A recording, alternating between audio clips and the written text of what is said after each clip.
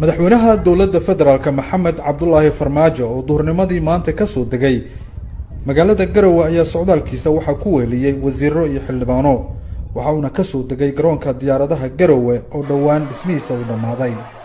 dadweynaha garowe ayaa isugu soo baxay waddooyinka si ay madaxweynaha u soo dhoweeyaan waxaana garoonka diyaaradaha ku soo dhoweeyey madaxda puntland iyo qaybaha bulshada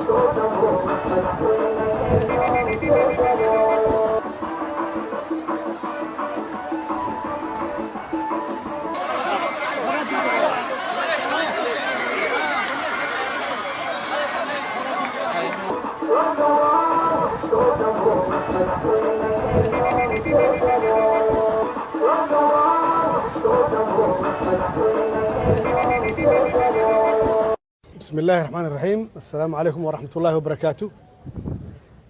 waxaan maanta aan runtii aad iyo aad aan ugu faraxsanahay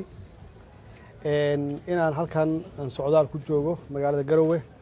ee caasimadda dowlad goboleedka Puntland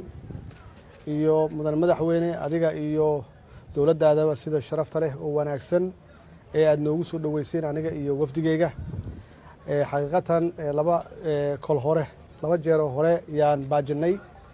duruufo shaqo awgeed maanta si aad iyo aad yaan ugu faraxsanahay inaan arko intaasoo qof oo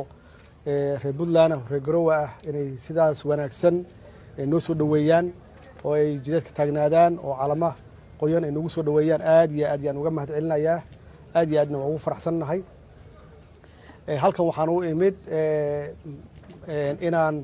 arko suu sheegay madaxweynaha xaaladda halkan ka jirta kow ka tahay inaan xoojino nabadda aan xoojino oo aan ka shaqeyno dib u heshiisiinta waxaan jeclahay inaan tago dhowr magaalo oo aan dadka la kulmo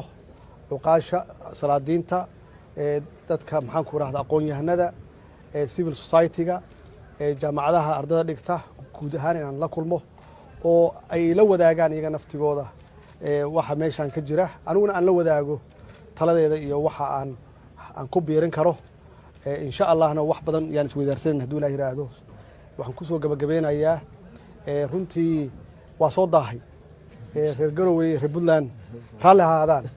waa soo daahnay waxaan u soo daahnay wax kale ma ahayn duruuf shaqo awgeed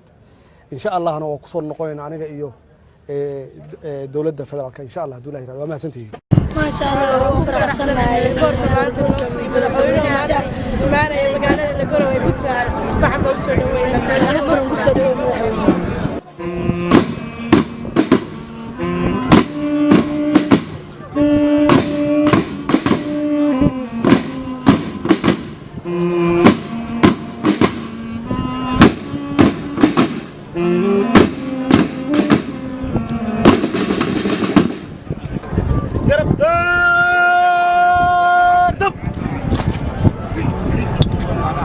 Hallelujah.